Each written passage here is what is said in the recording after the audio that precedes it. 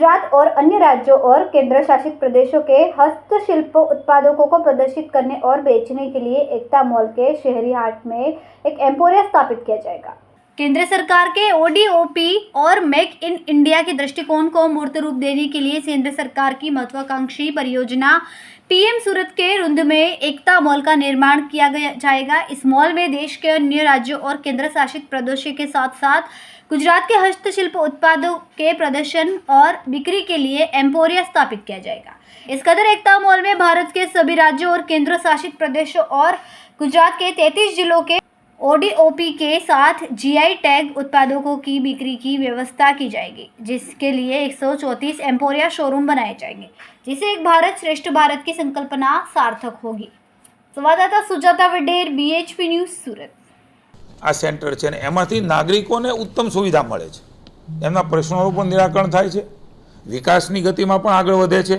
एटले मात्र कोईवार कोई हाईफाई वस्तु ऊभी थई जाय, टेक्नोलॉजीनी उपयोग थई जाय, पण एना परिणामलक्षी परिणाम मळे त्यां सुधी अहींया कोर्पोरेशनना महानगरपालिकाना मेयरभाई श्री दक्षेशभाई ने समग्र कोर्पोरेशननी टीम, कमिशनरश्रीनी टीम, हमણાં અમારે દક્ષેશભાઈ સાથે વાત થઈ, એ કોઈ નીચાણવાળા વિસ્તારમાં વરસાદના કારણે ત્યાં છે એટલે અહીંયા હાજર નથી રહી શક્યા, પણ હું અભિનંદન આપું છું અમારી સમગ્ર સમિતિ વતી। આપને પણ ધ્યાનમાં હશે, આપને પણ નિમંત્રણ કોર્પોરેશન વતી આપું છું કે લોકો સુધી આ વાત પહોંચે, એનું મીડિયા પણ એક ખૂબ સારું માધ્યમ છે। ત્યારે કોર્પોરેશન જે કામ કરે છે, અમારા એકતા મોલમાં જે થવાનું છે, જેનાથી અનેક લોકોને ફાયદો થવાનો છે, એ પીએમ સાહેબના પ્રાઇમ પ્રોજેક્ટમાંના પ્રોજેક્ટો એ છે। ત્યારે સ્વચ્છતામાં સુરત એ નંબર 1 આવ્યું છે અને એને રાષ્ટ્રપતિનો એવોર્ડ પ્રાપ્ત થયો છે।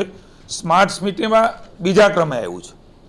દક્ષેશભાઈ, ભારતીય જનતા પાર્ટીની ટીમ અને કોર્પોરેશન કમિશનરશ્રીના સૌ ટીમને હું અભિનંદન આપું છું।